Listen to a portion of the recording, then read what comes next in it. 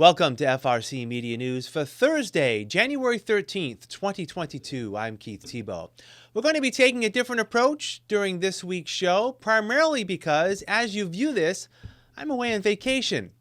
What we're going to do is we're going to share a conversation I had last week with former Fall River City Councilor and mayoral candidate Cliff Ponte.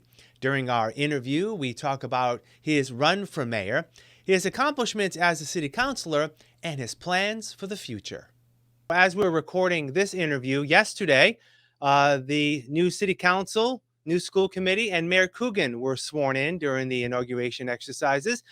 But, I've been looking to want to interview the former city council president and mayoral candidate for a while. And even though he's no longer out of office, we still want to hear from what he has to say. And please be joined by former city councilor and city council president Cliff Ponte.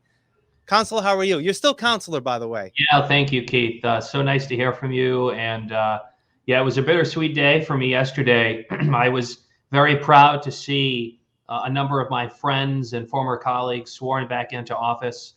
One of the hardest parts for me at my very last meeting, and the emotional part of it, was that I wasn't going to be presiding over and running a meeting with my friends, who I now call my friends on the city council, which I know was a gamble I decided to take when I decided to run for mayor.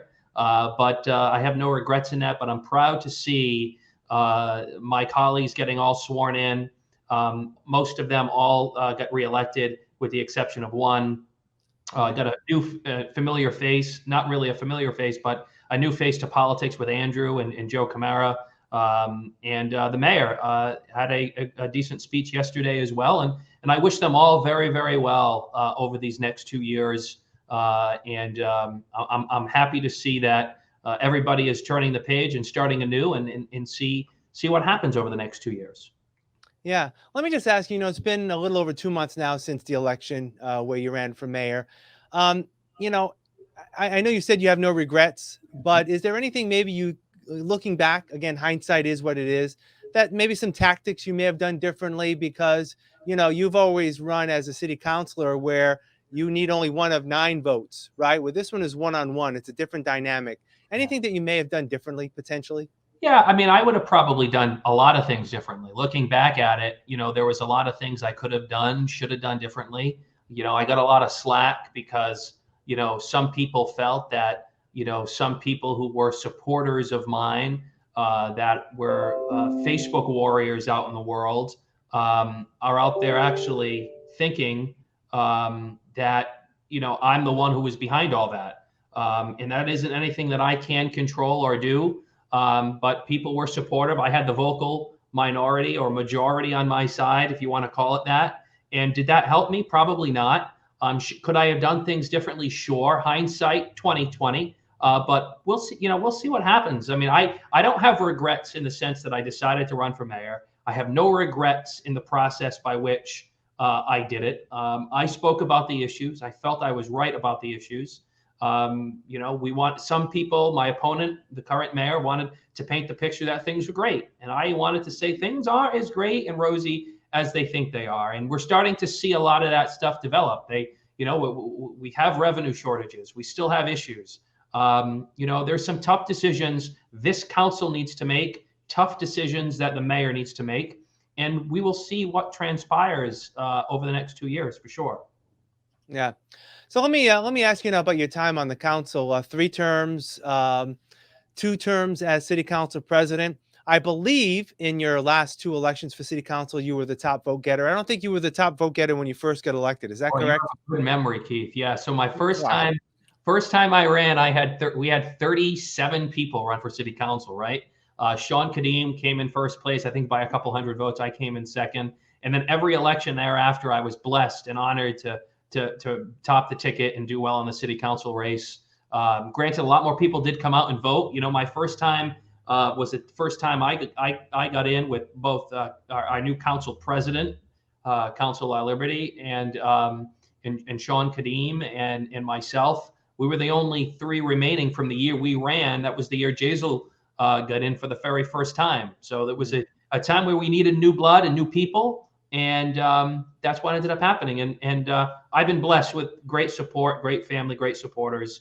And It didn't work out this time. I wrote a letter to the editors of the local press this week and Yep. kind of recapping that. And my political ambitions, I guess, have been put aside for now. They do still present themselves for me. I still have a burning desire to give back to this community still. I will assess where my life's at probably a year from now to see what direction I'm going to go in, if at all.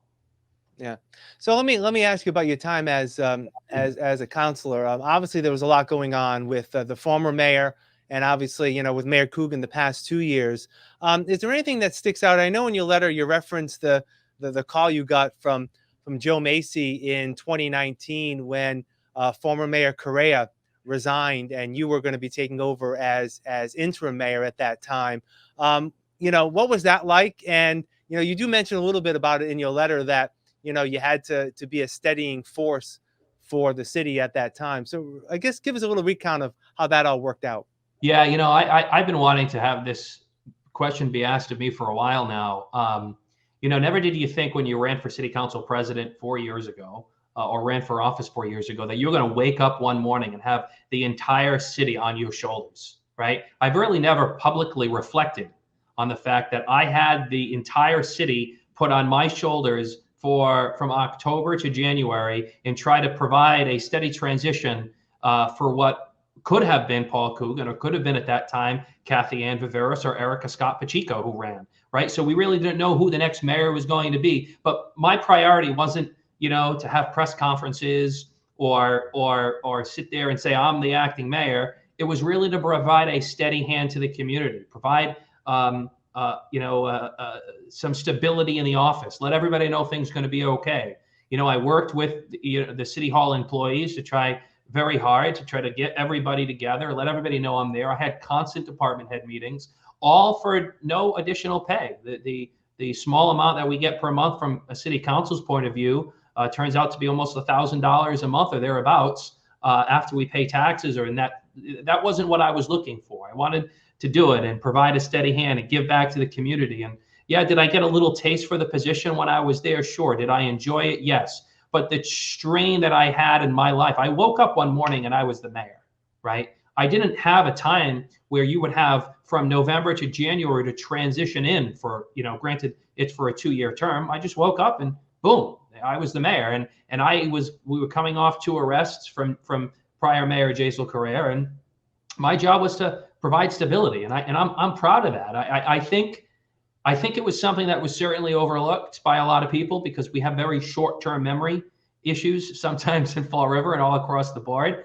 But, I really did my best at that time. I put my personal life on the side, put all my businesses aside. It took me 7-8 months to try to get my life back in order from 2 Januaries ago. And then we got hit with a pandemic because the city was really my number one responsibility at that time.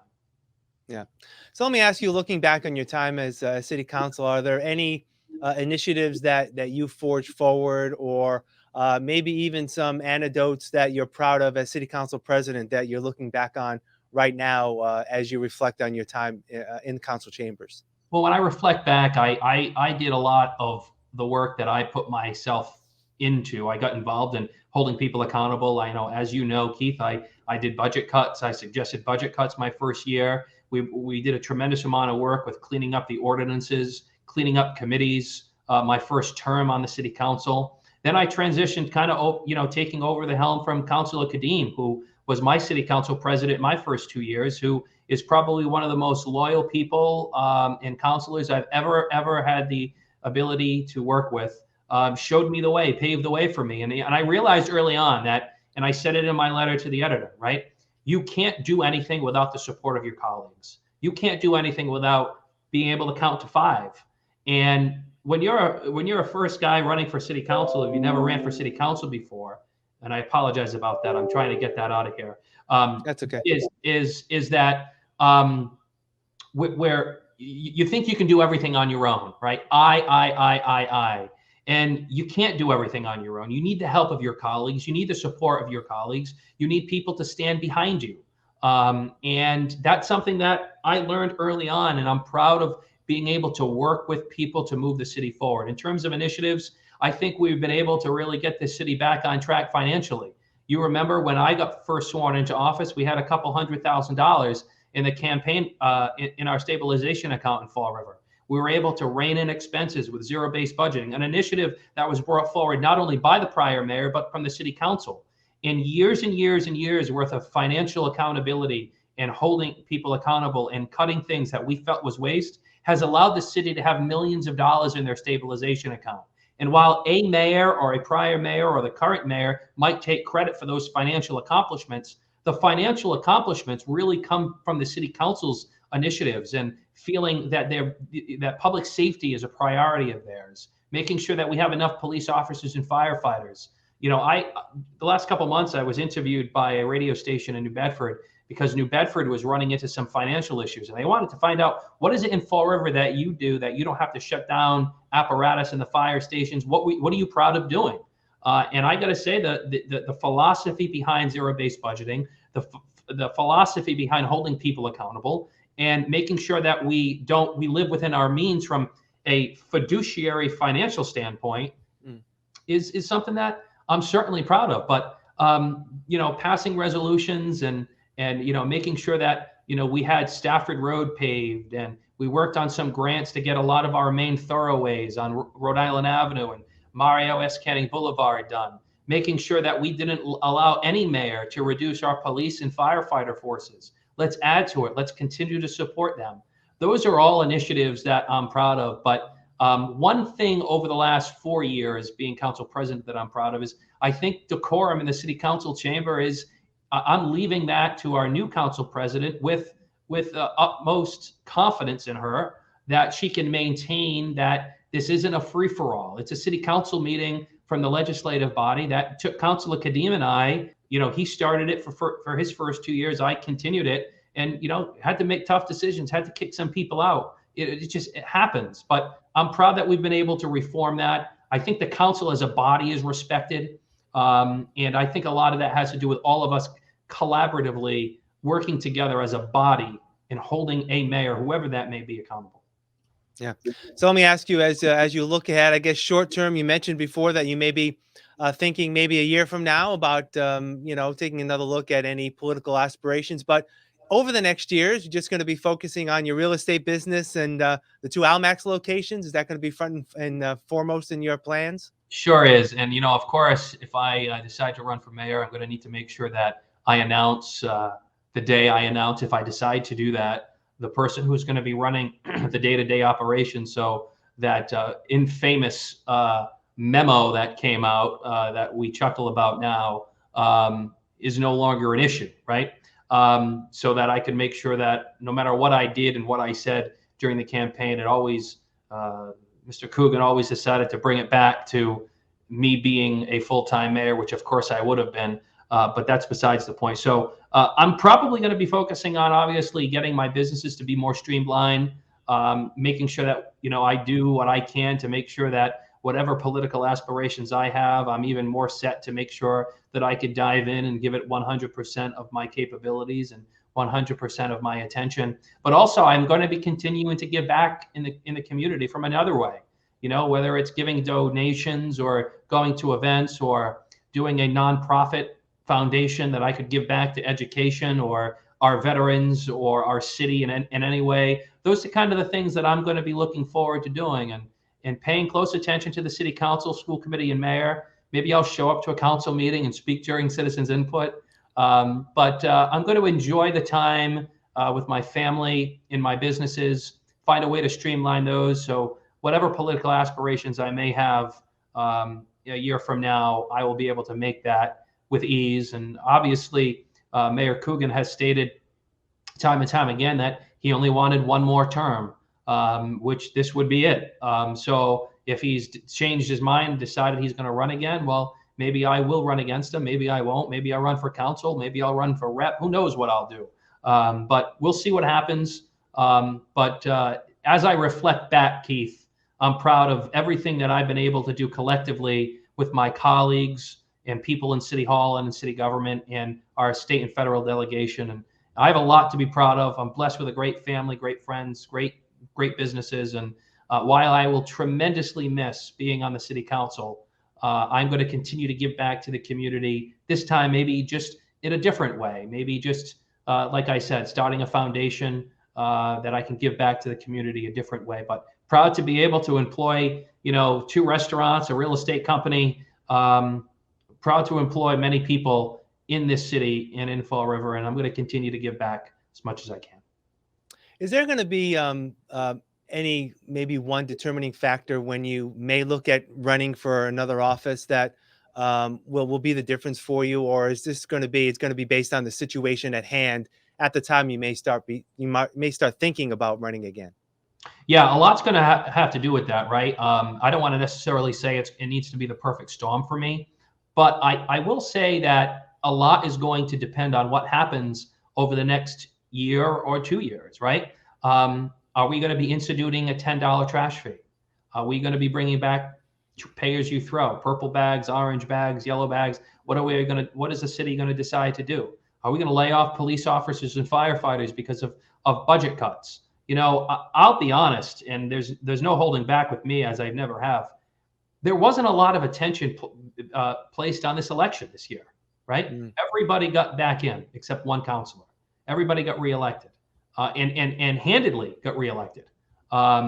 There wasn't a desire in this election to change your elected officials. And I think if I ran for city council, I probably would have been fortunate enough, hopefully, to get in.